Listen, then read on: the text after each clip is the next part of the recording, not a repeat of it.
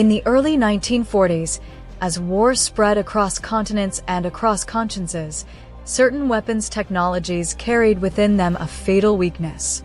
They could be jammed. Early radio guidance had an Achilles heel. If a torpedo or any radio-controlled weapon remained on a single frequency, an enemy could find it, flood it with noise, and leave it deaf in the water. Worse still, that same predictability invited interference with control itself. The signal was strong, yes, but it was also obvious.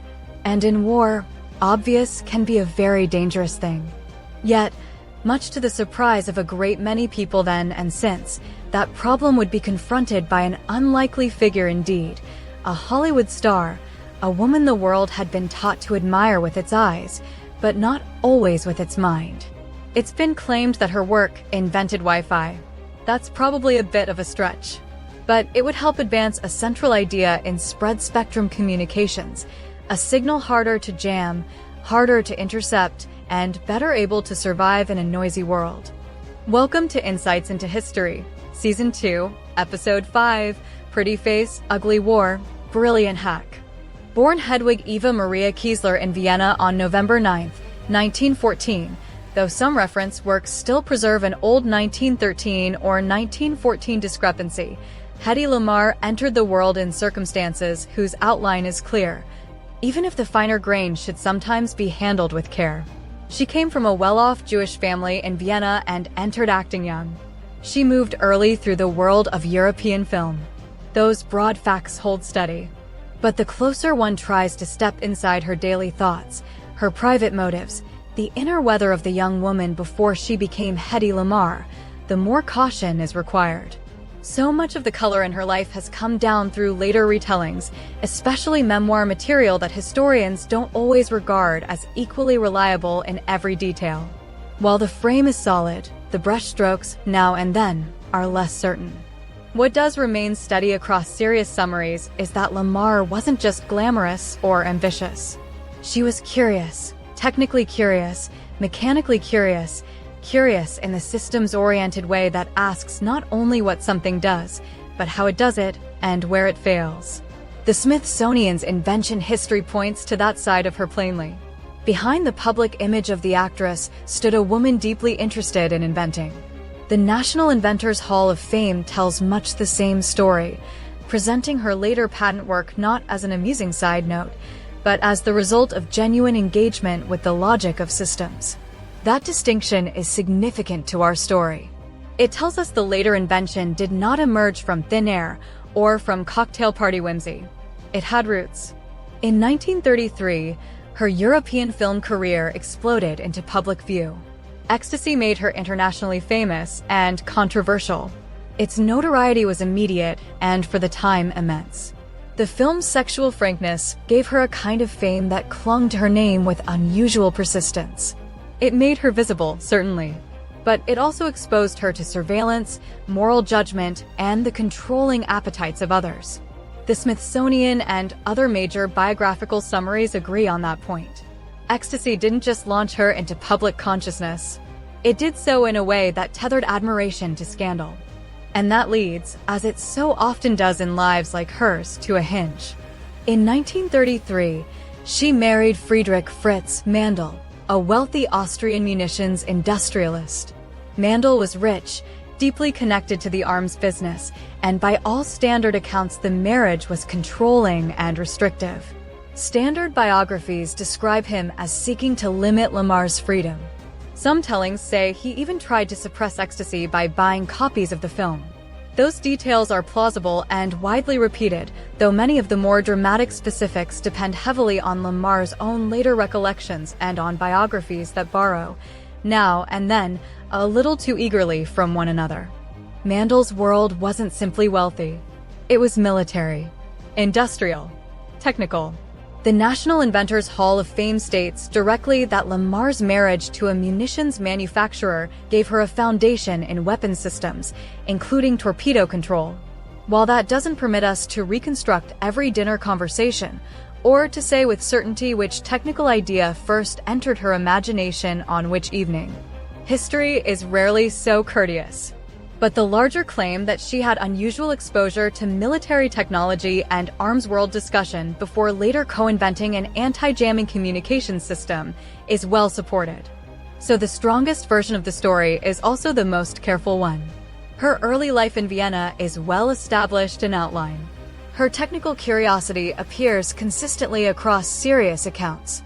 Ecstasy made her famous and controversial in 1933.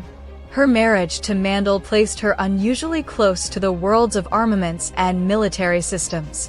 What remains harder to prove, line by line, is the exact instant of realization, the one conversation, the one remark, the one dinner table spark that planted the anti-jamming insight. The exposure is supported, but the precise spark is not always visible in the surviving record. Hers was a life already crowded with seeming contradictions which began to gather them into one person: glamour and scrutiny, celebrity and engineering curiosity, cinema and munitions, performance and constraint. By the time wartime invention would enter the picture, the groundwork no longer looked accidental. It looked like the sort of improbable chain of experiences that only seems unlikely because we are forever trying to sort human beings into single neat categories, as though a filing cabinet could explain a life. The escape from Mandel's world is the part of Lamarr's life that so often gets told like a thriller. Disguises, jewelry, train compartments, midnight departures. A powerful husband outwitted in dramatic fashion. The difficulty isn't that some version of escape did not happen. It certainly did. The difficulty is that the most cinematic details do not align perfectly across sources, and many of them lead back to Lamarr's own later accounts or to biographies that grew more colorful with each retelling. The historical core is firmer than the embellishments. Lamarr left her marriage to Friedrich Fritz Mandel and escaped Austria in the late 1930s. She then moved through Europe before the next decisive turn in her life. Multiple major biographical accounts place her in London in 1937, and it's there that the story turns away from the closed, pressurized world of European scandal and control and toward Hollywood. The National Women's History Museum, the National World War II Museum, and other standard summaries all place her in London that year, where she encountered Louis B., mayor of MGM, then scouting European talent. As for the exact choreography of the escape, one popular version has her disguising herself as a maid and fleeing with jewelry. Those particulars remain colorful, plausible, and less than perfectly anchored. The costume changes from telling to telling. The route shifts. The timing sways a little. The most responsible account doesn't pretend there is one universally documented movie version.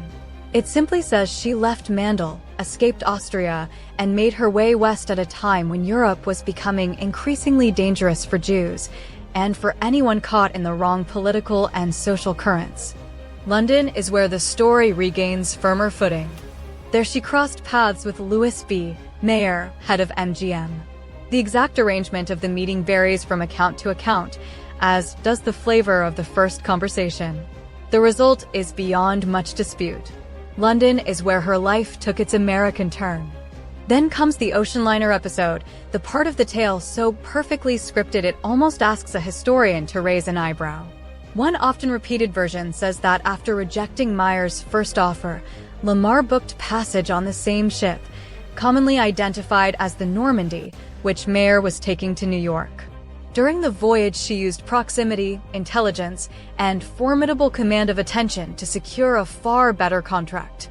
Turner Classic Movies repeats the broad outline. Other mainstream retellings agree on the central outcome. Whatever the precise social mechanics, she finished that crossing with a much improved MGM contract and with a new American screen identity. The specifics, once again, vary. Some accounts present the move as strategic in the purest sense. She knew exactly what she was doing and did it splendidly. Others leave more room for improvisation, for chance sharpened by ambition.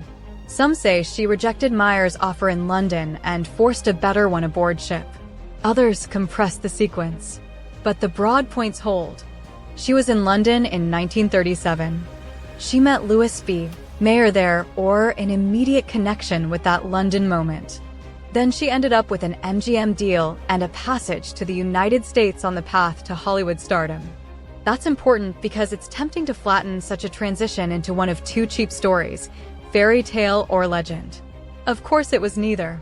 It was a passage built from escape, timing, networking, nerve, and self-possession.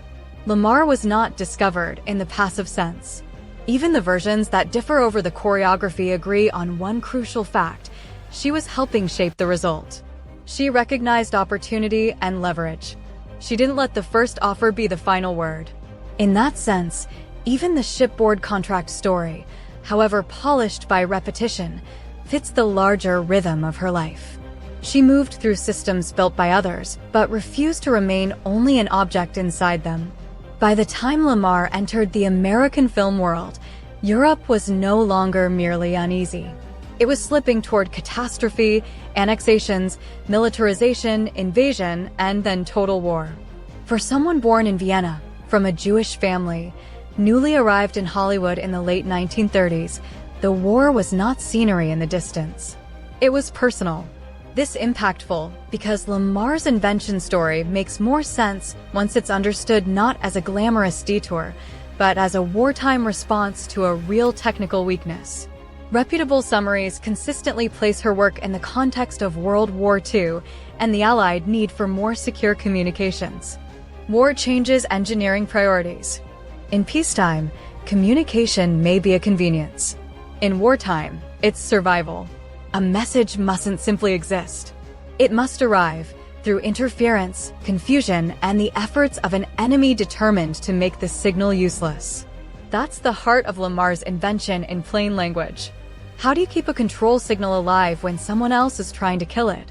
The Smithsonian's invention history says as much in describing the problem Lamarr and George Antheil set out to address: a radio-guided torpedo whose signal could be intercepted or jammed. The vulnerability is easy enough to grasp. Early radio systems often broadcast on a fixed frequency. That makes them useful. It also makes them findable. If one is sending music or ordinary signals, perhaps that is tolerable. But if one is trying to steer a weapon, coordinate ships, or maintain reliable command under hostile conditions, it's a serious flaw. An enemy who can locate the frequency can drown it in noise. In military terms, blind isn't metaphorical. It means the system can no longer hear the very commands meant to guide it. The National Inventors Hall of Fame summarizes Lamarr and Antheil's idea in just those terms, using multiple radio frequencies and switching among them rapidly to reduce the risk of detection or jamming of radio-controlled torpedoes. So the question becomes almost elegant in its simplicity: how do you send a message that will not sit still long enough to be seized? There, quietly, decisively, the story stops being a Hollywood biography and becomes an engineering problem. Serious sources do not usually treat Lamarr's interest in that problem as random tinkering. The Smithsonian, the National Inventors Hall of Fame, and the National World War II Museum all connect her wartime inventing to the anti-jamming problem in radio-guided torpedoes and to the larger wartime need for resilient communication. The National Inventors Hall of Fame also notes that her earlier marriage to Fritz Mandl gave her a basis for understanding weapon systems, including torpedo control. That doesn't mean every private thought can be recovered, but it does mean the larger connection. Hollywood star, wartime urgency, prior exposure to arms world discussion, and a specific anti-jamming invention is well-grounded. The logic of the invention is best understood by stripping away the glamour and keeping the problem. If an enemy can jam one frequency, then don't stay on one frequency. Move. Jump. Make the transmitter and receiver shift together in a synchronized pattern so that anyone listening from outside hears only confusion, while the intended receiver still hears the message. That's the conceptual heart of what later generations would call frequency hopping, and it appears in Lamarr and Antheil's secret communication system, filed in 1941 and granted in 1942. Lamarr's contributions count here not because she ever played an inventor on screen, but because she recognized a wartime systems problem and helped imagine a way around it. The same woman the public had been trained to see as pure glamour was also looking at communications the way an engineer does. Where's the failure point? What happens if the signal is predictable? How do you make it harder to kill? That's why the story is worth slowing down for. The war was real. The technical weakness was real. Their invention was aimed directly at that weakness, even if later legend sometimes smooths away the harder and more interesting truth. Lamarr's contribution was not magic. It was problem-solving under the pressure of war. She was asking an engineer's question. What would a signal have to do to survive an enemy that knows it exists? Once the question is stated plainly, the rest begins to fall into place. If the enemy can predict where the signal will be, then the first answer is obvious. Don't stay there. Don't remain on one frequency. Don't make yourself easy to find, jam, and pin down. A signal that holds still can be strangled. So the solution begins with motion. Make it move. Make it harder to catch, harder to drown, harder to follow. It's at this point that the story leaves Hollywood and enters engineering. During the war, Lamarr met George Antheil, the avant-garde composer and writer whose own work had involved the problem of synchronization, especially through mechanical instruments such as player pianos. The Smithsonian Archival Guide to their invention papers notes that they met in 1940 and began work on one of Lamarr's ideas, a radio-guided torpedo system using synchronized, anti-jamming frequency changes. That's probably more significant than it might first appear. Their proposed solution depended on synchronization. It wasn't enough for the signal to leap about at random. The transmitter and receiver had to leap together. If they didn't remain in step, the message would vanish into its own confusion. Here Antheil's experience with mechanically synchronized systems became relevant. The Smithsonian's invention history notes that their design included coordinated switching and famously tied the number of possible frequency changes to 88, the 88 keys of a piano. A wartime communications system borrowing logic from a keyboard may sound improbable, but history has always had a weakness for strange pairings. The paper trail here is unusually clear. Their patent, Secret Communication System, was filed in June 1941 and granted in August 1942 as U.S. Patent Number 2,292,387 to Hedy Lamarr and George Antheil. It described a communication system meant to make control signals more resistant to interception and jamming, especially for applications such as radio-controlled torpedoes. In plain terms, the idea is what later generations would call frequency hopping. Rather than sending a message along one fixed radio channel, the signal jumps rapidly among channels according to a shared pattern known to both sender and receiver. If an enemy tries to jam it, the task becomes far more difficult. No longer can one simply swamp a single frequency. They would have to jam all the possible frequencies at once, or predict the hopping pattern closely enough to follow it. The National Inventors Hall of Fame describes Lamarr and Antheil's contribution in just that way. A multi-frequency system that made radio-controlled weapons harder to detect or jam. That doesn't mean their invention solved every communications problem of the war overnight. Nor does it mean the Navy rushed to embrace it. In fact, the standard historical account says the concept was ahead of the available wartime technology and was not adopted in its original form during World War II. But as a conceptual solution to an anti-jamming problem, it was real, documented, and technically serious enough that later developments in spread-spectrum communication would continue to be discussed in its shadow. The Smithsonian and the National Inventors Hall of Fame both treat it as an important early step in the history of secure wireless communication. The hinge in this story isn't just that Lamarr knew interesting people. It's that she recognized the vulnerability clearly enough to ask the right first question. If the enemy can predict the signal must become less predictable. If a fixed channel is easy to destroy, the channel must move. Once that principle is visible, the rest becomes a matter of synchronization, implementation, and engineering discipline. That's what still makes this episode in her life so striking. Not simply that a glamorous actress held a patent, but that she looked at war the way an engineer looks at a failure mode. Where does the system break, and how do you redesign it so it no longer breaks there? It's worth slowing this part still further, because Lamarr's invention story is flattened in two opposite directions at once. Some overlame it. Others dismiss it too quickly. The careful version is stronger than either extreme. Lamarr and Antheil didn't invent the entire concept of frequency hopping out of thin air. Historians of spread-spectrum communications have pointed to predecessors and parallel ideas that predate their patent, so the blunt headline, "They invented it, full stop," is too coarse to be entirely accurate. American Scientist, for example, has noted that popular accounts often overlook earlier work in the field. But the other half is no less important. Their patent is real, specific, and technically meaningful. Secret Communication System sits squarely in the early lineage of spread-spectrum thinking. The National Inventors Hall of Fame and the National World War II Museum both treat it as a legitimate anti-jamming concept intended to protect radio-controlled torpedoes by shifting among frequencies in synchronized fashion. So what happened? The shortest responsible answer is the US Navy didn't adopt their design as is during World War II. Multiple reputable summaries say exactly that. The idea was ahead of what wartime electronics could readily implement in the form they proposed, and broader recognition came later as electronics matured and spread-spectrum techniques found more practical military and civilian uses. The National Inventors Hall of Fame says the Navy initially shunned the technique, that the concept was later taken up by Sylvania in the 1950s, and that it saw military use by 1962 during the Cuban Missile Crisis. The National World War II Museum and the U.S. Naval Institute likewise say the wartime Navy did not adopt it in its original form. Perhaps that makes the story less magical, but more interesting in other ways.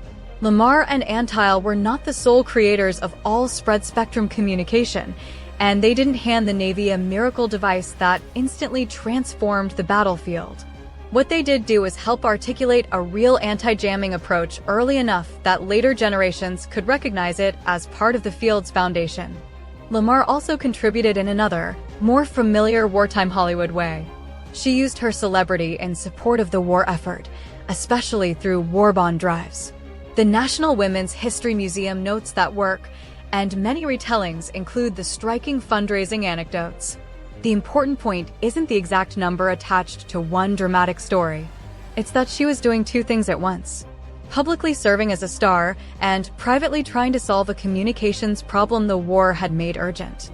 Then there are the myths that cling to Hedy Lamarr like stage fog. The first is that she was just a pretty face. While that stereotyping is distasteful and objectifying in today's society, during Lamarr's time it was the sad reality of the entertainment business. That version served the Hollywood studio system very well. It was easy to market, package, and control. Lamarr was promoted as glamour, and the public image often crowded out the fact that she maintained a real, sustained interest in invention and technical problem-solving. Serious institutional summaries now make that harder to ignore. The Smithsonian, the National Inventors Hall of Fame, and the National Women's History Museum all present her not as a novelty footnote, but as a legitimate co-inventor with documented technical work. What made that especially striking wasn't only her fame. It was the system around her. Studio-era Hollywood was designed to package actresses visually and publicly, not to encourage them to be taken seriously as thinkers in neighboring fields. So the line about the pretty face was never only dismissive. It was convenient. It allowed the culture to enjoy the glamour while overlooking the intellect. Her patent record makes that dismissal harder to sustain. Then there's the second big myth, that she invented Wi-Fi. While it's flattering and tidy, it's also rather sloppy. Modern Wi-Fi didn't spring, complete and fully formed, from Lamarr's patent. Wi-Fi itself isn't simply frequency hopping. The original Lamarr-Antheil patent, Secret Communication System, described a frequency-hopping spread-spectrum method meant to make radio guidance for things such as torpedoes harder to jam or intercept. That's real. It's specific, and it's historically important. However, it's not the same thing as saying she single-handedly invented Wi-Fi. The more accurate statement is that Lamarr and George Antheil helped develop an early spread-spectrum concept that belongs to the broader lineage of secure and resilient wireless communication. Spread-spectrum methods later became important in a variety of wireless technologies, but the path from their wartime patent to modern consumer Wi-Fi runs through decades of additional engineering, standard setting, and changing technical approaches.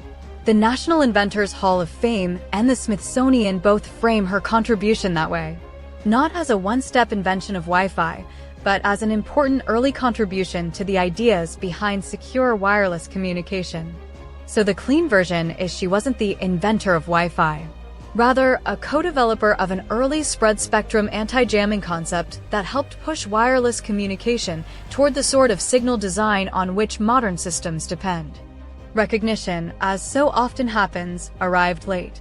Lamarr and Antheil were inducted into the National Inventors Hall of Fame in 2014, long after the patent and long after the culture had mostly filed her under glamour rather than engineering. The delay says a great deal. It suggests the problem was never that there was no record of what she had done. It was that the simpler story was preferred for a very long time. In 1997, long after the patent and long after World War II, Hedy Lamarr and George Antheil were recognized by the Electronic Frontier Foundation with Special Pioneer Award honors. The EFF's own historical award pages list them as 1997 special honorees, and a later EFF retrospective describes that recognition as acknowledgement of their early contribution to wireless communication. It was, in plain language, a late institutional way of saying, yes, this mattered. That lateness is part of the story. It has to be. Lamarr's film career didn't vanish all at once, but it did slow. Her later public life became cluttered with the sort of attention that can swallow a person whole: failed marriages, lawsuits, tabloid framing, and the old Hollywood habit of turning complicated human beings into manageable headlines. The broad arc is well established in standard biographies. Major stardom in the 1940s, diminishing studio momentum by the late 1940s and into the 1950s, and then a later public image shaped more by gossip than by sustained attention to her work. That timing reveals a mismatch. By the late 1940s and into the 1950s, the Hollywood system that had transformed Hedwig Eva Maria Kiesler into Hedy Lamarr was doing what that system always did, refreshing itself, changing tastes, moving on to the next saleable face.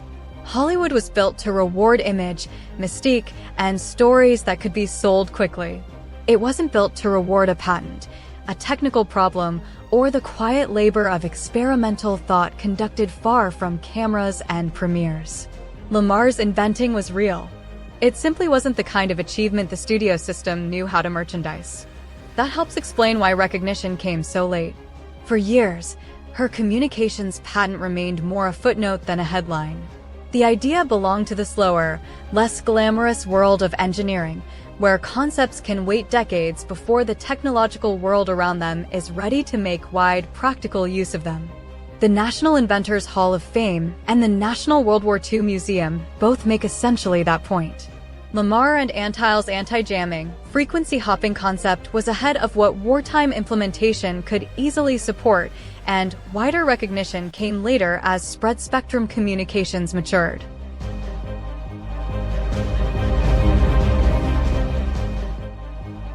The 1997 EFF recognition was more than a pleasant tribute. It was a correction. When Lamarr and Antheil were honored with the Electronic Frontier Foundation's Pioneer Award, Lamarr's son accepted on her behalf. The National World War II Museum notes that he played a message from her in which she said she was glad the invention was not done in vain.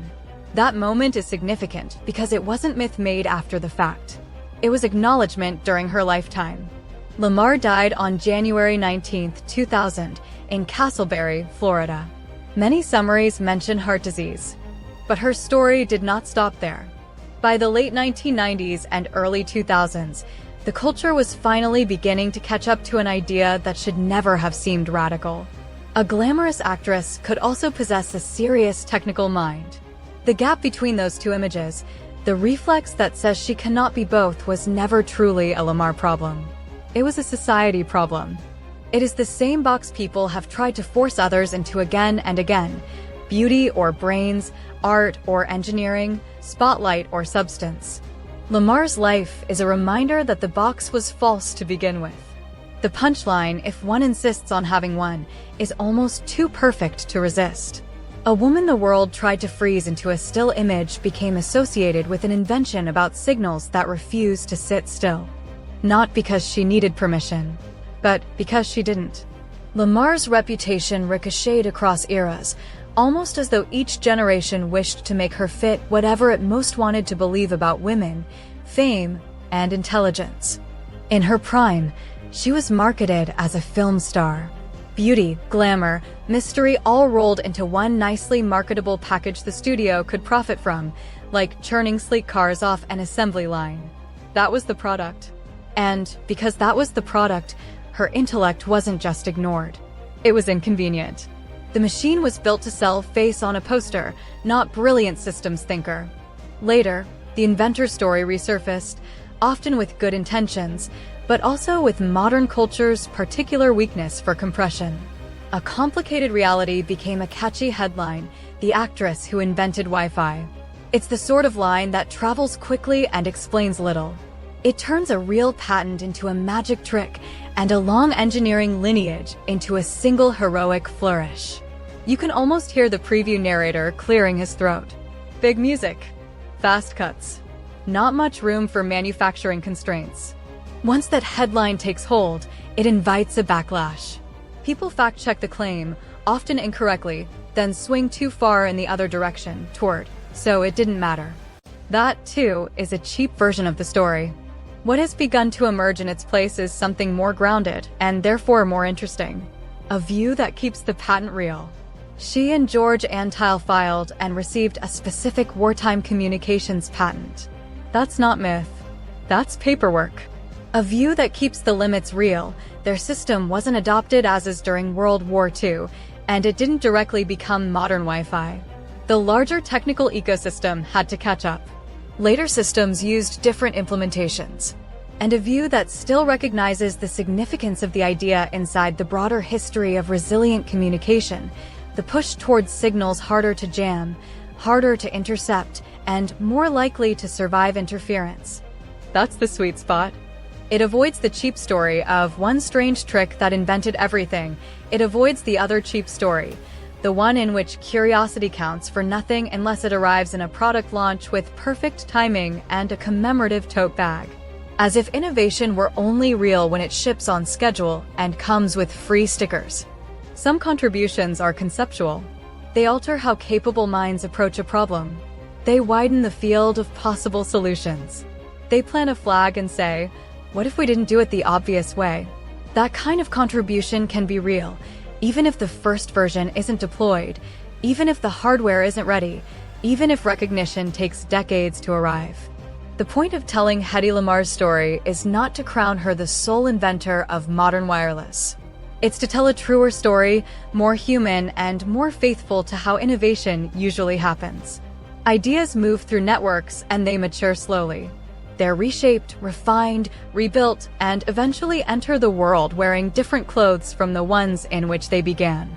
Lamarr's reputation of glamour, then myth, then backlash, then balance tells us nearly as much about ourselves as it does about her. Because we love extremes. But history lives in the middle. In the end, Hedy Lamarr is important because she breaks a pattern that still tries to hold, not only in her era, but in ours as well. We still sort people lazily. We still label them the way a studio labels a film canister. One word on the tin, neatly shelved, no surprises. Beauty or brains. Art or engineering. Public image or private rigor. The cost of that sorting isn't just unfairness. It is loss. We lose inventions we don't expect from certain people. We lose ideas we don't take seriously because they arrive in the wrong costume. We lose whole human beings to the version we find easiest to market. Lamarr's patent didn't single-handedly create modern wireless. It didn't flip a switch and suddenly hand the world Wi-Fi, Bluetooth, GPS, and some cheerful playlist of songs about signals refusing to be caught. But it does belong to a real and important lineage. The effort to make communication harder to jam, harder to intercept, and more resilient under hostile conditions, whether hostile means a battlefield, a crowded city, or the ceaseless static of modern life. A strong signal isn't always a safe signal. Sometimes the safest message is the one that's hardest to pin down. So the significance isn't that she invented everything. It's that she helped point toward a kind of thinking engineering would one day need. Don't place all your meaning on one predictable frequency and simply hope no one notices. There's something almost poetic in that. A woman the world tried to freeze into a perfect still image, perfect light, perfect pose, perfect silence, helped imagine a form of communication that refuses to remain still. A signal that will not sit politely where an enemy can seize it. A message that keeps moving. A design that says, quietly and stubbornly, you do not control me simply because you can see me. So if there is one thing to carry away from her story, it's that genius doesn't always arrive looking the way the world expects genius to look. Sometimes it arrives in the form of someone underestimated, who kept thinking anyway. That's it for this episode of Insights into History. Check back next week, when we dig into the history of an individual who risks everything to save his family and friends from the Confederates in one of the most unique rescues in history. If you have feedback, suggestions, or stories you think deserve a deeper look, email us at comments@insightsintothings.com. Again, that's comments@insightsintothings.com. Or give us a call at 856-403-8788.